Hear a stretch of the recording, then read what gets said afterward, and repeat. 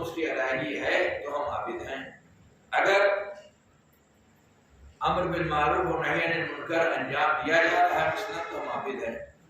اس کے علاوہ پوری زندگی میں ہم بالکل آزاد ہیں. ہم جس اعتبار سے چاہیں وہ زندگی گزاریں. ہمارے اوپر کوئی پابندی عائد نہیں ہوتی. مثلا بازاروں میں ہمیں کیسے رہنا ہوگا ہم جانتے ہیں. دفتر میں ہمیں کیسے رہنا ہوگا ہم جانتے ہیں. کھیت میں ہمیں کیسے رہنا ہوگا ہم جانتے ہیں. سامان تجارت کو ہمیں کیسے حاصل کرنا ہوگا, کیسے فروخت کرنا ہوگا, یعنی کاروبار میں ہماری زندگی کیسی ہوگی یہ ہم جانتے ہیں. نتیجہ کیا نکلا؟ نتیجہ یہ نکلا کہ ہم نے اپنے زندگی کے تمام امور کو دو حصوں میں تقسیم کر دیا. ایک کا نام دیا ہم نے عبادت اور ایک کا نام دنیا. عبادت وہ ہے جس کے ذریعے سے جنت حاصل کی جا سکتی ہے, اور اس کے علاوہ عبادت سے ہٹ کر کے جو دیگر امور ہم انجام دیتے ہیں صبح سے لے کر کے شام تک, شام سے لے کر کے صبح تک, زندگی کے 24 گھنٹے میں جو ہمارے معمولات ہوتے ہیں جس کو ہم بظاہر عبادت نہیں سمجھتے, تو یہ وہ کام ہے جو طلب دنیا کے لیے ہے, دنیا حاصل کرنے کے لیے ہے, تو ہم اس کو عبادت سمجھتے نہیں. اور جب اس کو عبادت سمجھتے نہیں اور چند امور میں ہم نے عبادات کو محصور کر دیا ہے, تو جب مفہوم عبادت ہماری سمجھ میں نہیں آیا تو پھر مفہوم عقل ہماری سمجھ میں کیسے آئے گا؟ ایک سوال بھیجیں.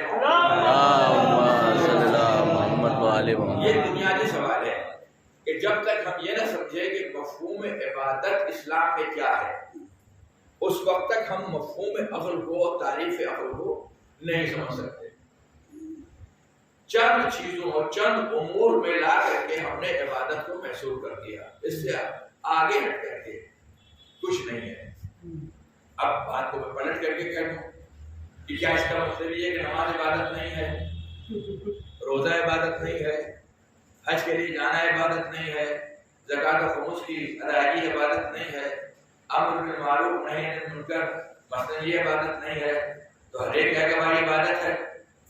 تو اگر یہ سب عبادت ہے تو پھر آپ یہ کہہ رہے ہیں کہ عبادت محصور کر دیا گیا چند رسومات میں, اس کے کیا معنی ہے؟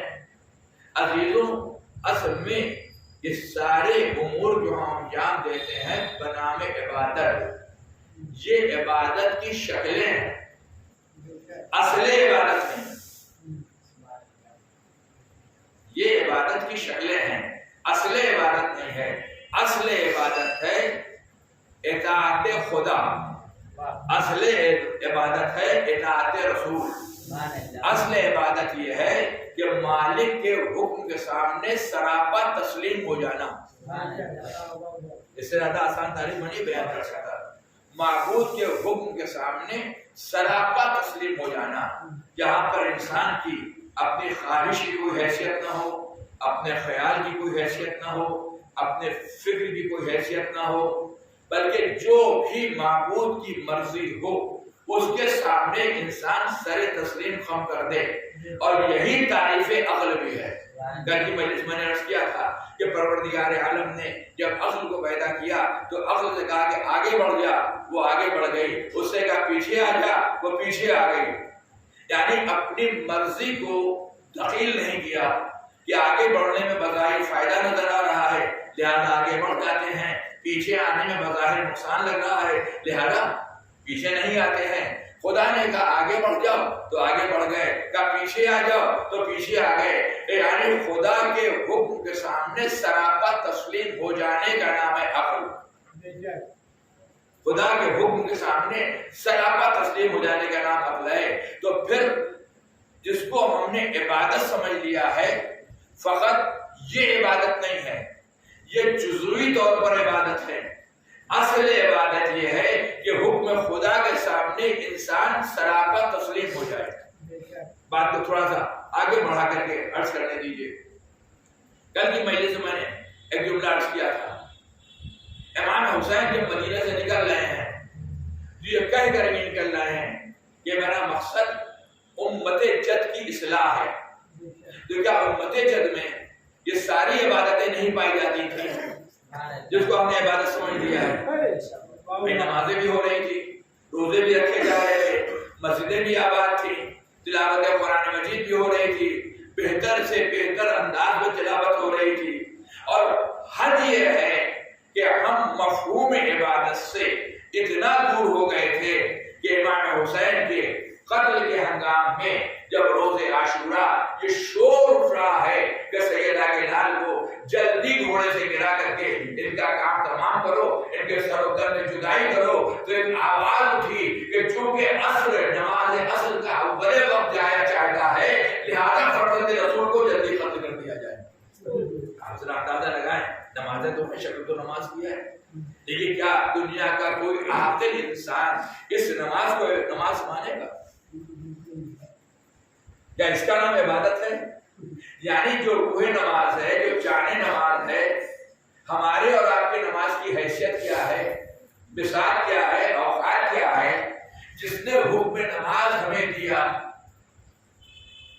वो खुद नमाज के आलम में है, और नमाज के सबसे ज्यादा अहम मकाम का नाम है सजदा।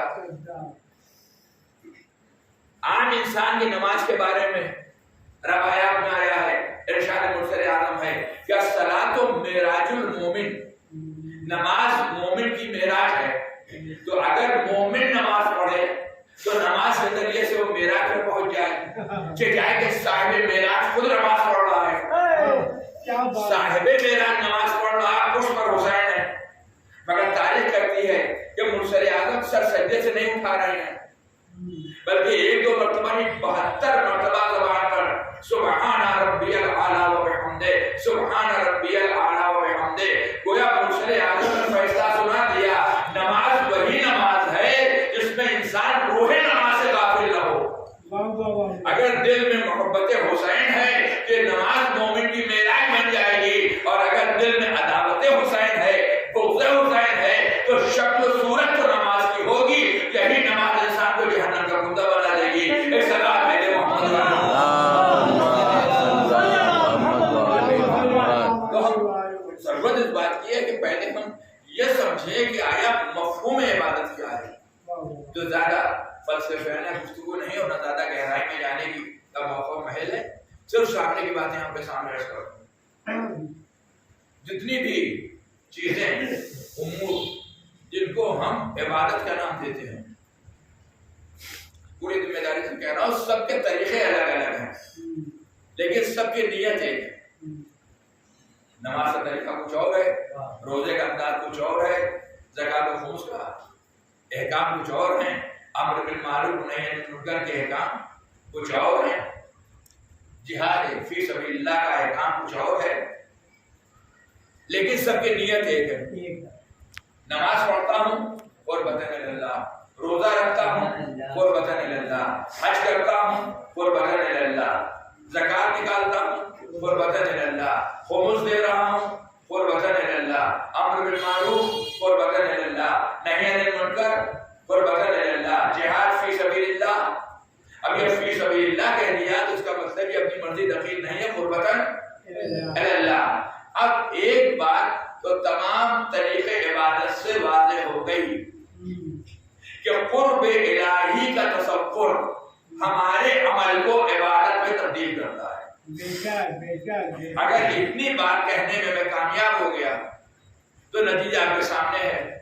अगर नमाज कुर्बतन इलल्लाह हो तो नमाज इबादत है, और अगर नमाज दिखावे के लिए हो जाए तो कुरान मजीद आवाज देगा वैलुल लिल मुसल्लीन अल्लज़ीना हुम फी सलातिहिम साहून। इस नमाज की कोई हैसियत नहीं है। यही वो नमाजी होगा जिसके लिए जहन्नम की वो वादी है जिसका नाम वैल है, यानी दिखावा नहीं होना चाहिए, अल्लाह के लिए होना चाहिए। तो अगर इतनी बात वाज़ेह हो गई कि हर वो अमल जो कुर्ब इलाही के लिए हो तो वो इबादत है, तो अगर नमाज कुर्ब इलाही के लिए हो तो वो इबादत, रोजा कुर्ब इलाही के लिए हो तो इबादत, हज और ज़कात रज़ाए माबूद के लिए हो तो वो इबादत, मजलिस सरकार सैयद शुहदा रज़ाए माबूद के हुसूल के लिए हो तो वो इबादत, फर्श अज़ा का बिछाना रज़ाए माबूद के लिए हो तो वो इबादत, मिंबर बनाना रज़ाए माबूद के लिए हो तो वो इबादत। روزخانی کرنا رضائے معبود کے لیے وہ عبادت، ماتم کرنا رضائے معبود کے لیے ہو تو وہ عبادت۔ اس کے برخلاف اگر مقصد کچھ اور ہے کہ مثلا ہماری مجلس، ہمارا خانہ، ہمارا امام باڑہ، ہمارا ذاکر، ہمارا تبرک، تو جیسے ہی ہم آ جائے گا تو پھر اس کا نام عبادت نہیں ہوگا، کچھ اور ہوگا۔ شکل مجلس کی ہو سکتی ہے، شکل عزا خانے کی ہو سکتی ہے، شکل ذکر سرکار سید الشہداء کی ہو سکتی ہے، لیکن اصلاً عبادت نہیں ہوگی۔ میں نے بھی 2-4 دن پہلے دریاباد کسی مجلس میں کہا تھا کہ اگر کوئی انجمن سڑکوں پر آنے کے بعد بالکل ڈٹ جائے اس خیال سے کہ ہمارے پاس لڑکے زیادہ ہیں، ہمارے پاس ماتمدار زیادہ ہے، ہمارے پاس جو جوان ہیں ان کے بازو مضبوط ہیں، اس کے پیچھے جو انجمن ہے اس کے پاس لڑکے کم ہیں، بازو کم ہیں، لہذا اتنی دیر ڈٹ جاؤ جب تک یہ حال نہ بول جائیں، اور لگ گئے، اور لگنے کے بعد زور زور سے ڈھول پر ڈھول ہے، ماتم پر ماتم ہے، نوحوں پر نوحیں ہے، آگے بڑھنے کو تیار نہیں ہے، اور یہاں پیچھے والے انجمن جو ہے اس کے ہاتھ اٹھنے کو تیار نہیں ہے۔ پہلے ڈھول اٹھ رہی تھی، پھر یا حسین ہوا، پھر اور منزل آئی، سینے پہ آہستہ ہاتھ ہوا، پھر لڑکے دھیرے دھیرے کم ہونے لگے، اور اس کے بعد اگلے دن ہم مقام فخر میں کہہ رہے ہیں کل رات تھے جلوس میں، آپ نے دیکھا کیسے ہم نے پیچھے والے انجمن کو جھاڑی بلا دی۔ سب جملے ہیں ہمارے سماج کے، آپ بتائیے کیا اس کا نام عبادت ہے؟ یہ بات کی میں نے جو بات کہی تھی وہ پھر دوہرائے دے رہا ہوں۔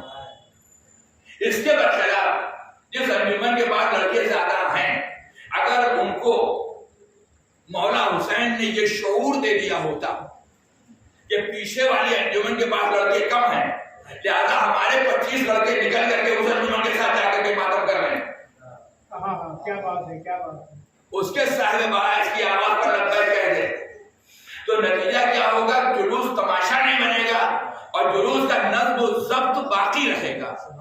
انجمنیں نظم و ضبط کے باقی رہنے کے لیے ہیں،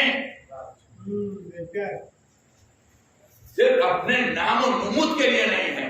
جب یہ کام نام و نمود کے لیے ہو جائے گا تو اس کا نام عزاداری نہیں ہوگا، اس کا نام ہوگا ریاکاری، اور جب رضا محبوب کا تصور پیدا ہو جائے گا تو اسی کا نام عبادت بن جائے گا۔ ایک سلام کہتے محمد تو ہر وہ عمل جو رضا محبوب کے لیے کیا جائے اس کا نام عبادت ہے، اور جو رضا محبوب سے ہٹ جائے چاہے دیکھنے میں کتنا اچھا ہو، کتنا حسین ہو، کتنا خوبصورت ہو، دیکھنے میں بڑا ہی اچھا لگ رہا ہے، لیکن اس کا نام عبادت نہیں ہے۔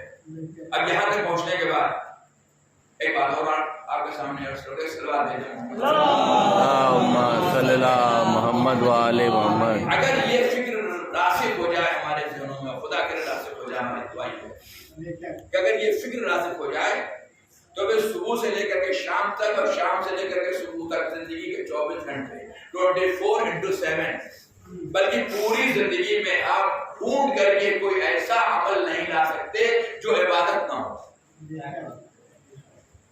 ایسا نہیں ہے کہ ہمیں الگ سے کوئی کام کرنا پڑے گا، مسجد میں جا کے خیمہ زن ہونا پڑے گا، مصلی میں بیٹھ کر کے تصویر پڑھنا پڑے گا، صرف ہمیں اپنی فکر کو تبدیل کرنا پڑے گا۔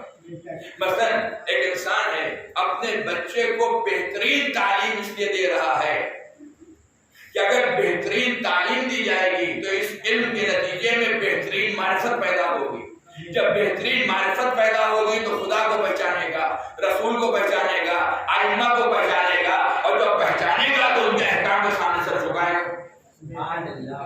تو بچوں کو اسکول بھیجنا، ان کا ہوم ورک، ان کا کلاس ورک، ان کے لیے صحبتیں برداشت کرنا، زحمتیں برداشت کرنا، پیسہ خرچ کرنا، دوڑ بھاگ کرنا، سب عبادت ہو جائے گا۔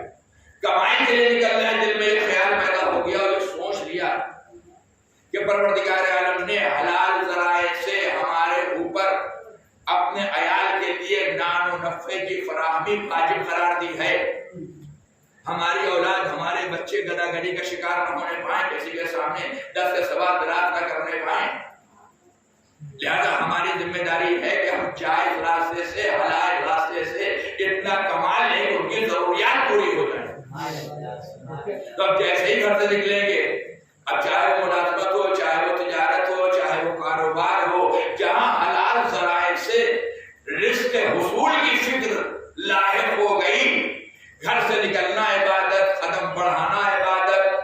مقام تک پہنچنا عبادت، حلال ذرائع سے رزق حاصل کرنا عبادت، اور اس کے بعد اس رزق سے ان کے لیے سامان کا فراہم کرنے کے لیے بازار میں جانا عبادت، چاہے ہم غلہ خرید رہے ہو، چاہے ہم پھل فروٹ خرید رہے ہو، اگر ہم لے کر کے آ رہے ہیں تو سب عبادت۔ یعنی ذرا سے اگر اپنی فکر کو تبدیل کر دیں تو نتیجہ یہ ہوگا یہ سب کے سب سارے امور ہمارے عبادت میں تبدیل ہو جائیں گے۔ اور جب سارے امور عبادت میں تبدیل ہو جائیں گے تو دنیا ہمیں چاہے کچھ کہے، العقل ما عبد به الرحمن وما اکتسب به الجنان، عقل وہ ہے اس کے ذریعے سے معبود کی عبادت کی جائے اور جنت کو حاصل کیا جائے۔ ایک صلوات بھیجے محمد، یعنی اگر یہ فکر پیدا ہو جائے تو اس کے نتیجے میں ہم نے اقدار انسانی کا تحفظ کیا ہے، انسانی خطروں کو پامال ہونے سے بچا لیا ہے، اور جب ہم نے انسانی خطروں کو پامال ہونے سے بچا لیا ہے تو سر پر تاج اشرفیت ہمارے ہی دے دیتا ہے۔ اور اگر کہیں اس کے برخلاف ہے، زندگی میں جو امور انجام دے رہے ہیں اس میں ہر ایک کی فکر ہے، نہیں فکر ہے تو خدا کی، اس کا مطلب یہ ہے کہ جو بھی ہم کر رہے ہیں یہ سب دنیا داری ہے، اس کا نام عبادت نہیں ہے۔ ایک صلوات کہتے ہیں محمد، اور کیا پوری ذمہ داری لے کر آپ قرآن میں کی آیت پڑھ دیتا ہوں، وما خلقت الجن والانس الا ليعبدون، اللہ نے نہیں پیدا کیا ہے انسان و جنات کو۔ اب یہ کہنا کہ نہیں پیدا کیا اور اس کے بعد الا لگا ہوا ہے، الا لیعبدون، ہم نے انسان و جنات کو پیدا نہیں کیا، اور اگر پیدا کیا ہے تو ہم نے اپنی عبادت کے لیے پیدا کیا۔ اس کا مطلب یہ ہے کہ پروردگار عالم ہماری زندگی میں کوئی ایک ایسا عمل دیکھنے کے لیے تیار نہیں ہے جو عبادت سے الگ ہے۔ ایک سلام دیتے محمد، بالکل وہی انداز ہے جو کلمہ توحید میں لا الہ، کوئی اللہ نہیں ہے، اس کے بعد الا اللہ، یعنی جب نفی سے بات شروع ہو اور اس بات پر آ کر کے تمام ہو جائے، یہ طریقہ اس لیے اپنایا جاتا ہے کہ بات میں وزن پیدا ہو جاتا ہے۔ لا الہ، کوئی اللہ نہیں، کوئی معبود نہیں، الا اللہ، سوا اس ایک وحدہ لا شریک ہے، تو بات میں وزن پیدا ہوا۔ وما خلقت الجن والانس الا ليعبدون، ہم نے نہیں پیدا کیا، نہیں خلق کیا اس کو، انسانوں کو، جناتوں کو، الا ليعبدون، اور اگر پیدا کیا ہے تو صرف اور صرف اپنی عبادت کے لیے پیدا کیا ہے۔ یعنی مطلوب خالق یہ ہے کہ ہماری زندگی میں کوئی ایک ایسا عمل بھی سرزد نہ ہونے پائے جو یہ عبادت سے الگ ہو۔ محمد وعلی محمد، جو واضح عبادت سے الگ ہو، کوئی ایک عمل بھی ایسا نہیں ہونا چاہیے، اور اگر کوئی ایسا عمل ہے جو عبادت سے الگ ہے تو اس کا مطلب یہ ہم نے اقدار انسانی کا تحفظ نہیں کیا، اور قرآن کی آیت آواز رہی لقد خلقنا الانسان فی احسن تقویم، ہم نے تمہیں بہترین صاحب پر پیدا کیا، بہترین طریق پر پیدا کیا، تمہارے سر پر تاج افضلیت رکھا، تاج اشرفیت رکھا، تمہیں کیا ہو گیا ہے کہ تم نے ان انسانی اقدار کا تحفظ نہیں کیا۔ ایک صلوات کہتے ہیں اب اکثر یہ اوقات یہ بات سننے میں آتی ہے، اس کی تھوڑی سی وضاحت کر دو بات کو۔ اللہ نے انسان و جنات کو کاہے کے لیے پیدا کیا؟ اپنی عبادت کے لیے۔ ہمارے سماج، ہمارے سوسائٹی، ہمارے معاشرے سے، اور یہاں پر خالص حسینی معاشرے کی بات کرو، عزادار معاشرہ، حسینی معاشرہ، مولا والا معاشرہ، ان کے نام کیا کہ مولائی لگاؤ یا نہ لگاؤ، اس سے بحث نہیں۔ اکثر یہ کہتے ہوئے نظر آتے ہیں کہ اللہ نے قرآن مجید میں یہ اعلان کیا ہے کہ وما خلقت الجن والانس الا لیعبدون، اللہ نے انسان اور جنات کو نہیں پیدا کیا، اگر پیدا کیا ہے تو اپنی عبادت کے لیے پیدا کیا۔ اس کے بعد پھر وہ ایک روایت پیش کی جاتی ہے کہ مرسل اعظم نے واقعہ کربلا کی خبر سنائی، اور اس کے بعد نہایت اختصار سے بات کو خبر دی کہ خدا قوم کو پیدا کرے گا، جن کے جوان کربلا کے جوانوں پر، جن کے بزرگ کربلا کے بزرگوں پر، جن کی خواتین کربلا کے خواتین پر نوحہ ماتم کریں گی، گریہ وزاری کریں گی۔ اب اس کے بعد یہاں سے گویا کہ اجتہاد کیا جاتا ہے، اجتہاد کہہ لیجیے، قیاس کہہ لیجیے، جو چاہے کہہ لیجیے، کہ برادران اسلام کو اللہ نے پیدا کیا ہے اپنی عبادت کے لیے، اور ہم کو پیدا کیا ہے امام حسین پر رونے کے لیے۔ دیکھیے شیطان کس کس ہیلا سے، کس کس بہانے سے غلط خیالات ہمارے ذہنوں میں راسخ کر دیتا ہے، اور اس کے بعد ہم اپنے کو مولا والا سمجھتے ہیں، اللہ والا سمجھتے ہیں کہ ہم سب سے بڑے عزادار ہیں، ہم سے بڑا کوئی عزادار نہیں ہے، ہم سے زیادہ حسین کی محبت کس کے دل نہیں پائی جاتی۔ تو برادران اسلامی کو پیدا کیا ہے اللہ نے اپنی عبادت کے لیے، اور روایت شاہد ہے ہم کو پیدا کیا امام حسین پر رونے کے لیے۔ تو ان کا کام ہے کہ عبادت کریں، ہمارا کام ہے کہ غم حسین میں آنسو بہائیں۔ یہ کتنی دور چیز کو کہتے ہیں کوڑی لہر، اور یہی وجہ ہے، دلیل کیا دی جاتی ہے کہ وہ عبادت میں مصروف ہیں، ان کو غم حسین سے سروکار نہیں ہے۔ ہم غم حسین میں منہمک ہیں، لہذا وقت نماز آ رہا ہے، اول وقت آئے، وقت فضیلت آئے اور جائے، میں کیا لینا لانا ہے، ہم مجلس میں مصروف ہیں، ہم تو ذکر سرکار سید الشہداء کر رہے ہیں، جو ہمارا مقصد خلقت ہے، جو ہمارا مقصد حیات ہے، ہم اس کو ادا کر رہے ہیں۔ اکثر اوقات ہمارے جیسے خطبہ ممبروں سے کہہ دیا کرتے ہیں ہولی اذانیں ہونے دیجیے، کوئی مسئلہ نہیں ہے، ہم تو عبادت کر رہے ہیں، اس کے لیے ہم پہلے ہوتے ہیں۔ ہوتا ہے، آپ نے بھی دیکھا ہوگا، دیکھا نہیں ہوگا تو اس کو سنا تو بہرحال ہوگا۔ تو کہنے کا مقصد یہ ہے وہ پیدا کیے گئے عبادت کے لیے، ہم پیدا کیے گئے ہیں رونے کے لیے۔ تو اگر ہم نے اپنے مقصد خلقت کو ادا نہیں کیا، غم حسین اور روئے نہیں، تو اس کا مطلب یہ ہے کہ ہم نے اپنے مقصد خلقت اور مقصد حیات کو پورا نہیں کیا۔ اگر رو لیے تو ہم نے مقصد خلقت کو پورا کر دیا۔ جیسے ہی یہاں تک بات آئی، ہو سکتا ہے کوئی ہمارا بچہ سوچے کیا یہ روایت غلط ہے؟ جو روایت غلط نہیں ہے، ہم پڑھ سکتے ہیں، روایت غلط نہیں ہے، لیکن یہ ہماری عقل چونکہ مطابق عقل نہیں ہے، بار بار میں جملے کو دہرا رہا ہوں، چونکہ ہماری عقل مطابق عقل نہیں ہے، لہذا شیطانی قوتوں نے ہماری عقل کے اوپر غلبہ حاصل کر لیا، اور غلبہ حاصل کرنے کے بعد ہماری فکر میں کجی پیدا ہو گئی۔ جب فکر میں کجی پیدا ہو گئی تو بجائے صراط مستقیم کے ہم صراط مستقیم سے ڈیویٹ ہو کر کے ادھر ادھر بھٹکتے ہوئے نظر آئے۔ ایک سلام دے دیں،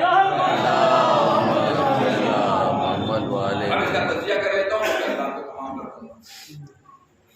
اچھا، آپ کو پیدا کیا گیا ہے صرف اور صرف غم حسین میں رونے کے لیے، برادران اسلام کو پیدا کیا گیا ہے عبادت کے لیے۔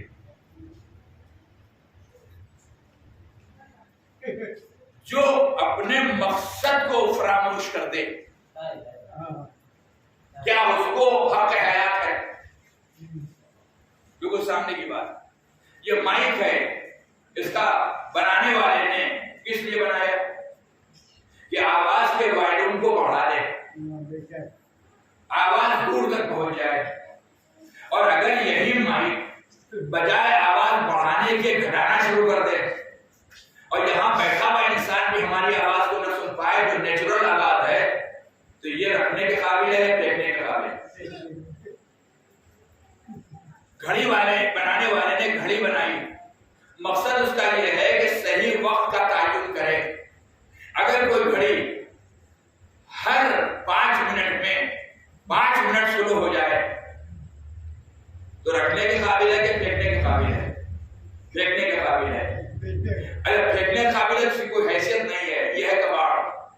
اس کا مطلب یہ ہے کہ بنانے والے نے جس چیز کو جس مقصد کے تحت بنایا تھا، اگر وہ مقصد پورا کر رہا ہے تو رکھنے کے قابل ہے، اور اگر مقصد پورا نہیں کر رہا تو پھر وہ کباڑ ہے، پھینک دینے کے قابل ہے۔ کسی کباڑی کے حوالے کر دیے، کوڑے خانے میں پھینک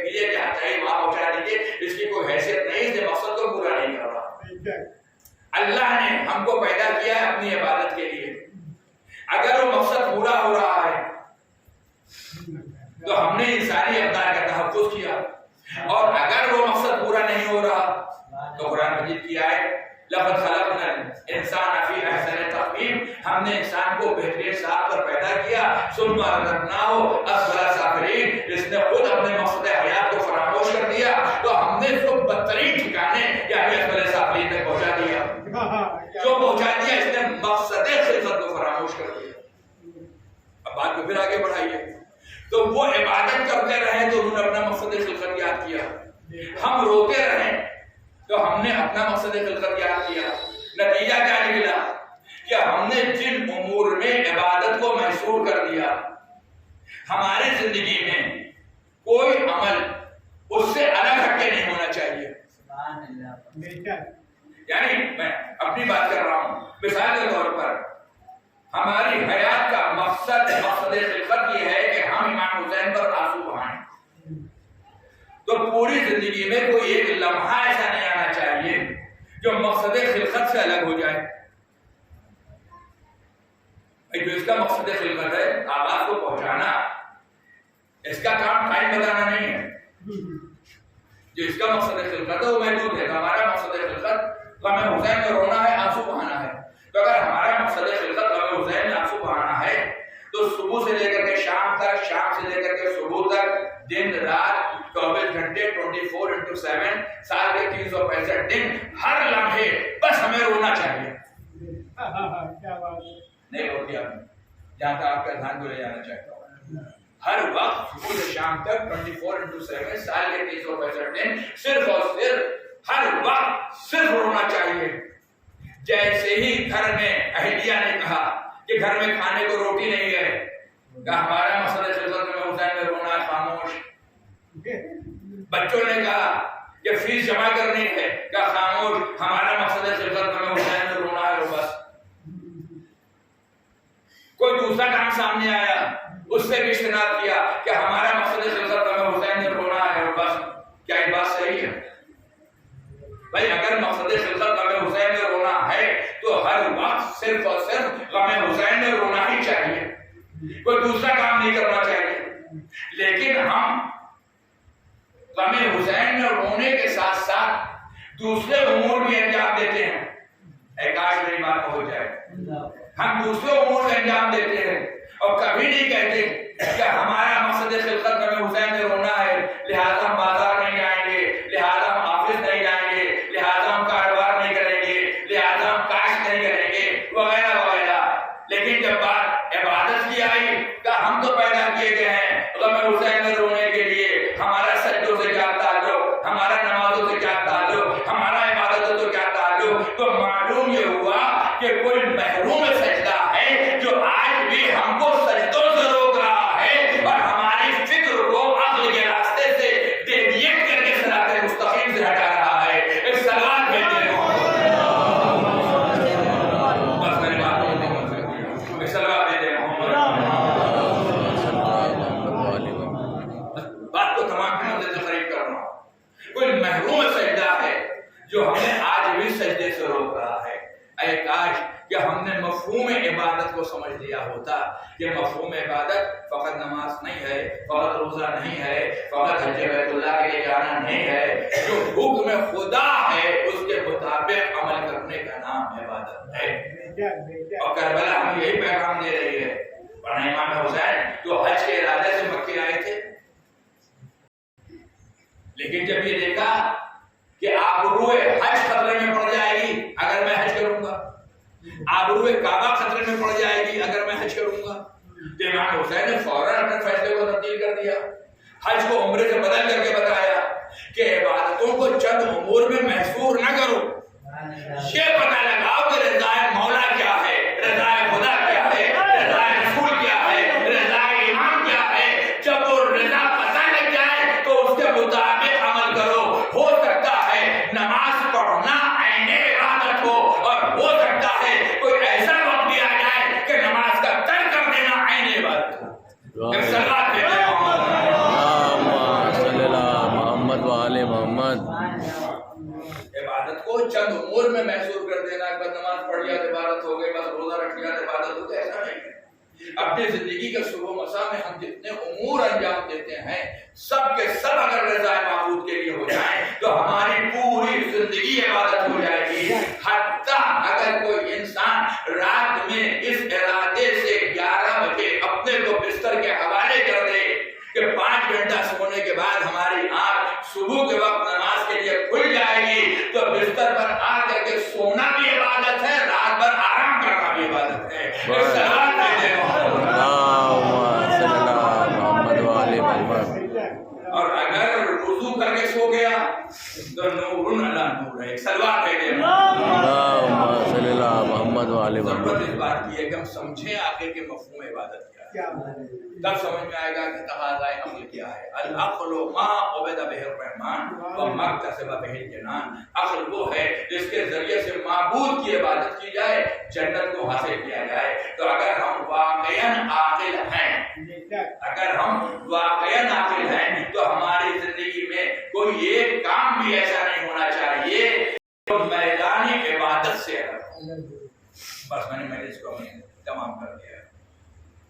اب ذرا کربلا جائے چند جملے مصائب کے بھی اسی عنوان سے سنیے. صلوات دے دیں اللہم صلی علی محمد وآل محمد. روز عاشورہ امام کا صحابی آگے بڑھ کر کے کہہ رہا ہے ھذا اول وقت الصلاۃ. مولا یہ اول وقت نماز ہے. تھوڑی دیر کے لیے غور کریں. ابو سمامہ کیا کہہ رہے ہیں؟ ھذا اول وقت الصلاۃ. میں آپ سے پوچھتا ہوں, زمانے کے امام کو نہیں معلوم کہ اول وقت نماز ہے؟ امام سے زیادہ کون پہچانے گا یہ اول وقت نماز ہے؟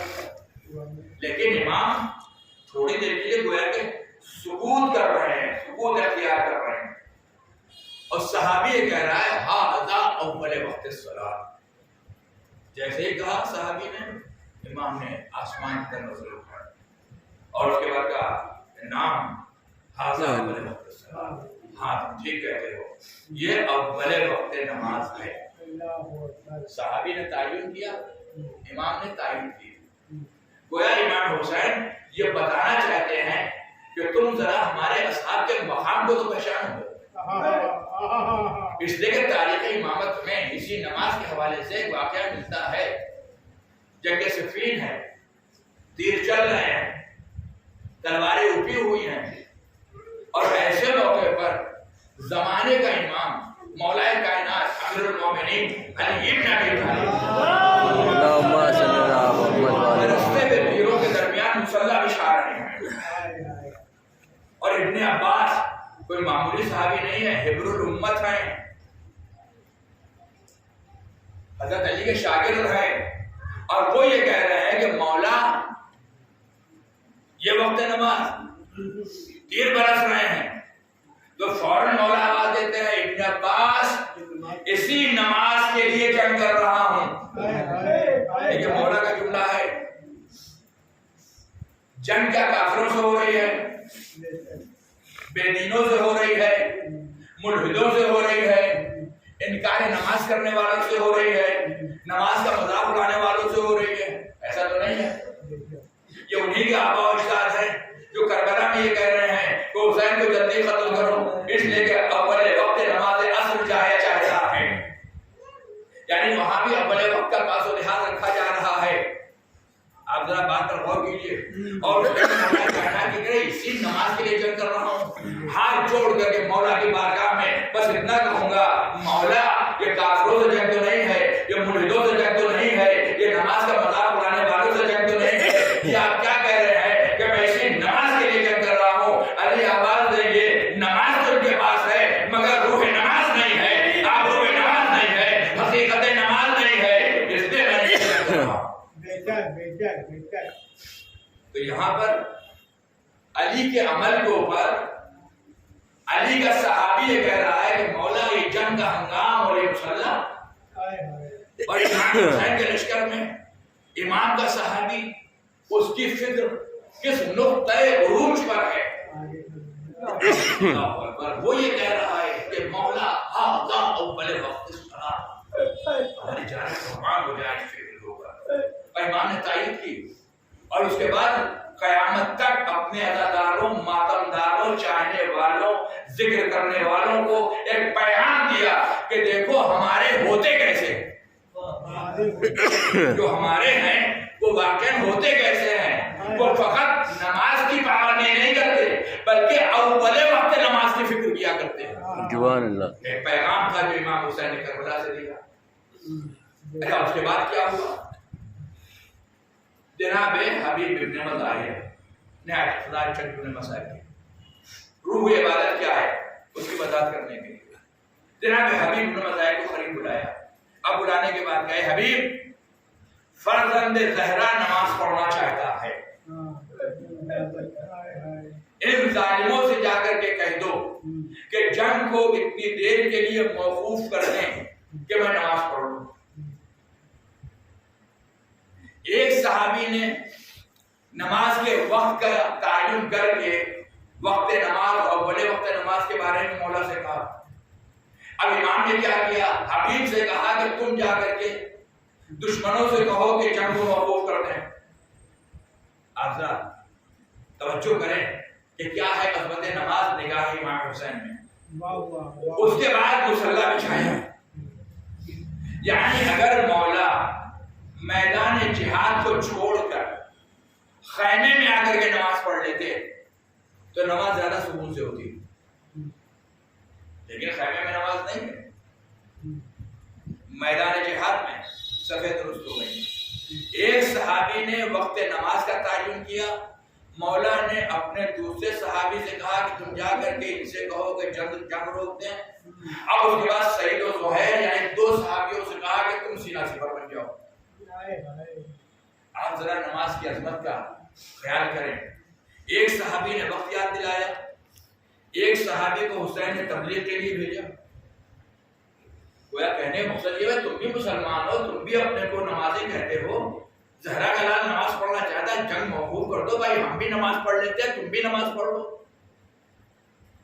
گویا امام حسین نے آواز دی کہ حسین کی تعلیم یہ ہے کہ اپنے خون کے پیاسوں کے سامنے بھی امر بالمعروف و نہی عن المنکر کرو. اب ایک لمحہ فکریہ ہے تمام ذاکرین اور تمام خطبہ کے لیے کہ امام کا پیغام تو یہ ہے کہ خون کے پیاسوں کے سامنے بھی تبلیغ کرو.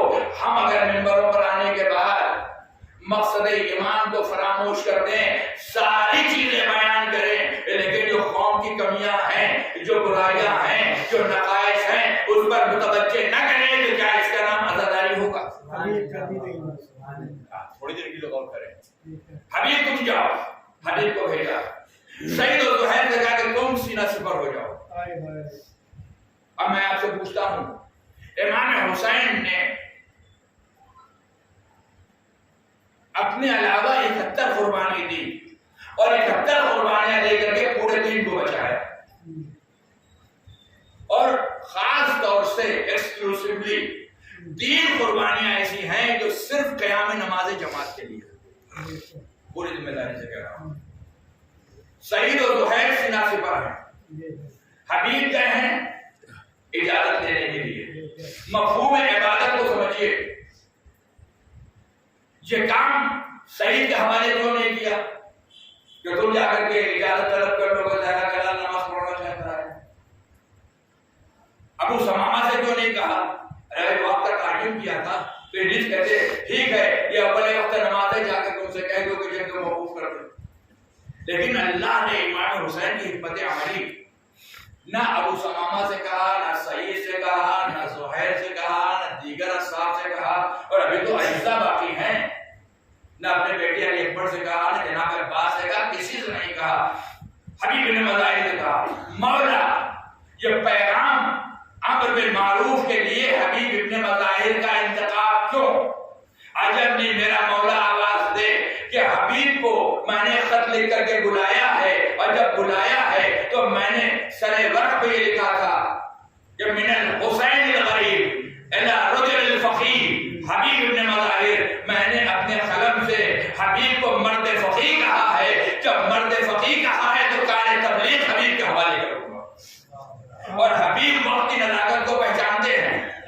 حبیب گئے, تبلیغ کے فرائض کو انجام دیا کہ زہرا کا لال نماز پڑھنا چاہتا ہے.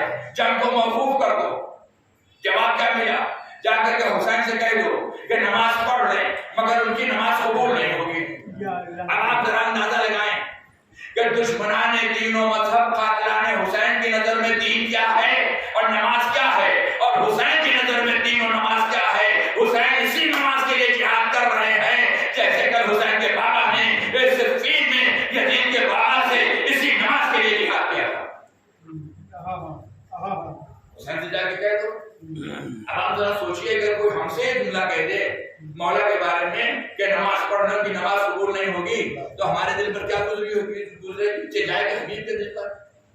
مقاتل کا فقرہ حبیب پلٹ کر کے آئے اور آنے کے بعد کہتے ہیں مولا اب نماز تو کوثر پر آپ کے بابا کے ساتھ ہوگی، ان کو ان کی گستاخی کے پہلے مزہ چکھاتا ہوں۔ اب سمجھ میں آیا کہ مرد فقیہ کی ذمہ داری کتنی اہم ہوتی ہے کہ مرد فقیہ سمجھ سکتا ہے کہ کون سا وقت کس عبادت کے لیے مخصوص ہے۔ اسی لیے امام نے حبیب کے حوالے یہ کام کیا، حبیب تم جاؤ اور ادھر دو صحابیوں سے کہا کہ تم سینہ سفر ہو جاؤ۔ یہ دو صحابی سینہ تان کر کے کھڑے ہوئے ہیں، حسین نماز پڑھ رہے ہیں۔ میں اکثر پڑھتا ہوں، مجھ سے کسی صاحب نے سوال کیا تھا کہ جناب یہ بتائیے وہ کون سی نماز ہے جو ادا بھی نہیں ہوئی اور قضا بھی نہیں ہوئی۔ میں اکثر پڑھتا ہوں جس منزل پر آتا ہوں، وہ کون سی نماز ہے جو ادا بھی نہیں ہوئی اور قضا بھی نہیں ہوئی۔ میں نے تھوڑی دیر توقف کیا، سکوت اختیار کیا، ہم نے کہا میرے علم میں ایسی کوئی نماز نہیں ہے جو ادا بھی نہیں ہوئی اور قضا بھی نہیں ہوئی، اس لیے کہ حالات تبدیل ہونے سے طریقہ نماز بدل جایا کرتا ہے۔ تو فوراً اس بندہ مومن نے کہا کہ نہیں مولانا، یہ دو صحابی ایسے ہیں جو حسین کے سینہ سفر تھے، جو اپنے سینے پر تیروں کو روک رہے تھے، انہوں نے نماز پڑھی نہیں، انہوں نے حسین کو نماز پڑھوائی ہے۔ امام کے آگے کھڑے ہوئے ہیں، ان دو افراد کی نماز، یہ دو جانثار وہ ہیں جن کی نماز نہ ادا ہوئی نہ قضا ہوئی۔ ہم نے ہاتھوں کو جوڑا اور ہاتھوں کو جوڑ کر کہا کہ ہم نے کہا کہ ان کے بارے میں ایسا خیال نہ لائیے گا، اس لیے کہ یہ حسین کے اصحاب ہیں، یہ جانتے ہیں کہ موقع اور محل تبدیل ہونے کے بعد طریقہ نماز کیسے تبدیل ہو جایا کرتا ہے، یہ اچھی طرح سے جانتے ہیں، لہذا ان کے بارے میں یہ بات نہ کہیے گا۔ پھر میں نے ان سے کہا کہ یہ بتائیے کہ نماز کا کیا طریقہ کبھی تبدیل نہیں ہوتا؟ کہا نہیں، فقہ کی کتاب میں ہے تبدیل ہوتا ہے۔ ہم نے کیا مطلب؟ کہا اگر کھڑے ہونے کی طاقت نہیں ہے تو بیٹھ کے نماز پڑھو، بیٹھنے کی طاقت نہیں ہے لیٹ کے نماز پڑھو، اشارے سے نماز پڑھو۔ اور ہم نے اگر کوئی انسان ایسا ہے جس کو ظالموں نے ہاتھ پیر باندھ کر کے کسی پل کے اوپر سے دریا میں پھینک دیا، وقت نماز آ گیا، نہ یہ قیام کر سکتا ہے، نہ رکوع کر سکتا ہے، نہ سجدہ کر سکتا ہے، کیا یہ نماز چھوڑ دے گا؟ تو حکم شریعت آیا کہ خدا کا تصور کے ساتھ اگر اتنا وقت ہے کہ فقط اللہ اکبر کہہ دے گا تو نہ قیام ہوگا، نہ سجدہ ہوگا، نہ رکوع ہوگا، اس کی نماز ہو جائے گی۔ تو پھر میں نے ان سے کہا کہ اب ایسا نہ کہیے گا یہ دو نماز تھے جنہوں نے اپنی نماز نہیں پڑھی۔ ارے بھائی، ایک ساتھ 4000 کمانے لڑک رہے ہیں، کبھی تیر بلندی سے آ رہا ہے، کبھی بس سے آ رہا ہے، کبھی پستی سے آ رہا ہے، تو میں تو یہ سمجھتا ہوں کہ جب تیر بلندی سے آتا ہوگا تو حسین کے جانباز قیام کی نیت کرتے ہوں گے، جب بس سے آتا ہوگا تو رکوع کی نیت کرتے ہوں گے، جب پستی سے آتا ہوگا تو سجدے کی نیت کرتے ہوں گے۔ یہ اس عظیم ذمہ داری کو ادا کر رہے تھے کہ خود اپنی نماز پڑھ بھی رہے تھے اور زہرا کے لال کو نماز پڑھا بھی رہے تھے۔ اور یہی بات حبیب ابن مظاہر کے لیے ہے کہ امام نے ان کو مرد فقیہ کہا ہے، لہذا میدان جہاد میں مصروف جہاد میں ہے اور وقت نماز آ گیا ہے، جو انداز نماز ہے اس اعتبار سے اپنے فریضہ نماز کو بھی ادا کر رہے ہیں۔ اور حضرت میں نے تمام ہو گئی، اس کے بعد تھوڑی دیر گزری تھی، ایک مرتبہ حبیب ابن مظاہر نے مدد کے لیے بلایا۔ یہ مرد فقیہ کتنا عظیم ہے کہ روایت کا فقرہ ہے جیسے ہی حبیب کی سنانی حسین کے کانوں سے ٹکرائی، لما قتل الحبیب کانت انتشار لوجه حسین، جب حبیب کی سنانی آئی تو حسین کے چہرے پر شکستگی کے آثار ظاہر ہو گئے۔ اے عزیزو، اگر بچپن کا دوست مارا جائے تو حسین کے چہرے پر شکستگی کے آثار ظاہر ہو جائے، کیا گزری ہوگی قلب حسین پر جب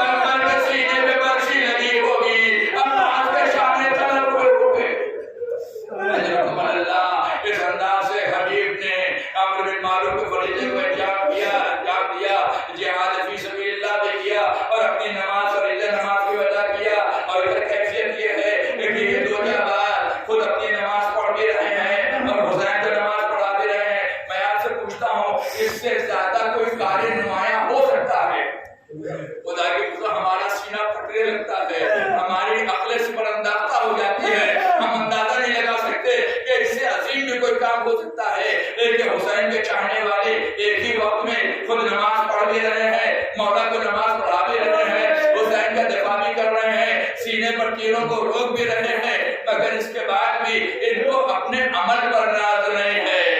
بس یہ بھی کربلا کا ایک پیغام ہے کہ حسین آواز دے رہے ہیں کہ اگر ہمارے ہو تو کبھی اپنے عمل پر ناز نہ کرنا، رضائے مولا کی فکر کرنا۔ حسین نے ادھر سلام دے رہا، السلام علیکم ورحمۃ اللہ وبرکاتہ، دونوں جادان تیرا کر کے عرض کربلا پر گرے، اور گرنے کے بعد حسین کے چہرے پر نظر ڈالی، اے مولا کیا آپ راضی ہو گئے؟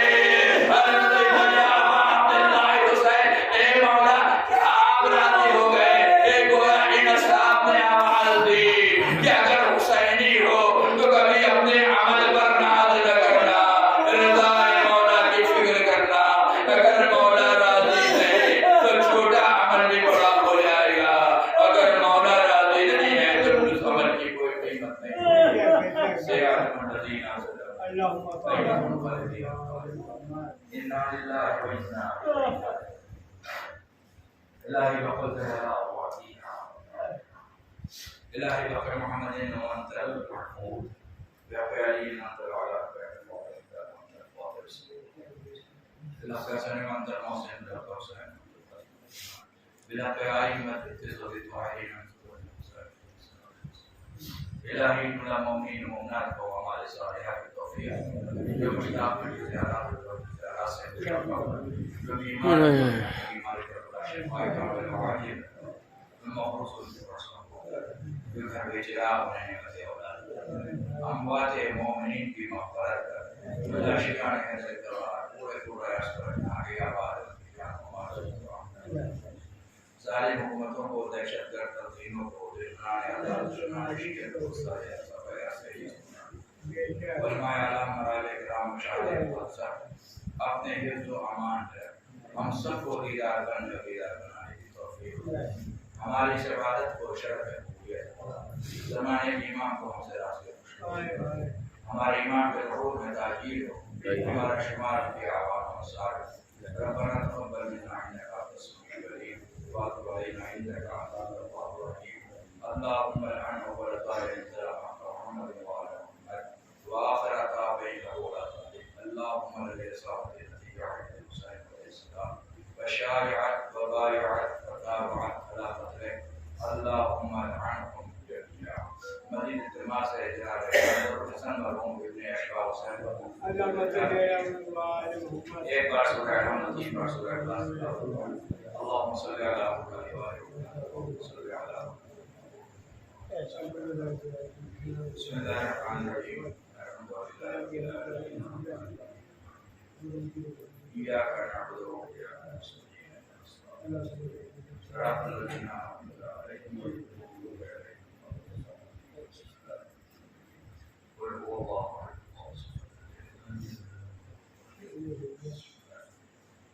قل هو الله احد الله الصمد بسم الله الرحمن الرحيم قل هو الله لم يلد ولم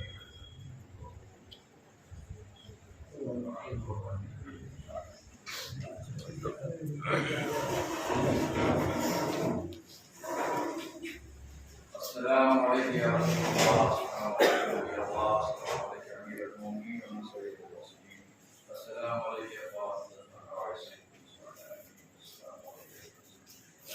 السلام علیکم مولا باق اللہ وعلی علیکم السلام ولا جعل الله ورحمة مني السلام على الحسين وعلى علي الحسين وعلى أولاد الحسين ورحمة الله وبركاته. السلام عليكم ورحمة الله وبركاته. السلام عليكم بتشهيد وزوار اليوم الدراسة. السلام عليكم يا عبد السميع العليم الموسى والبراءة. السلام عليكم مولانا الأسرار والأسرار. السلام علیکم ورحمۃ اللہ وبرکاتہ. السلام علیکم ورحمۃ اللہ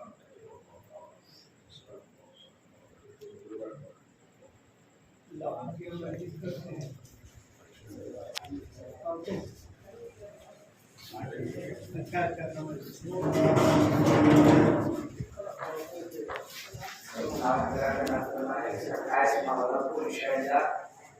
anime yang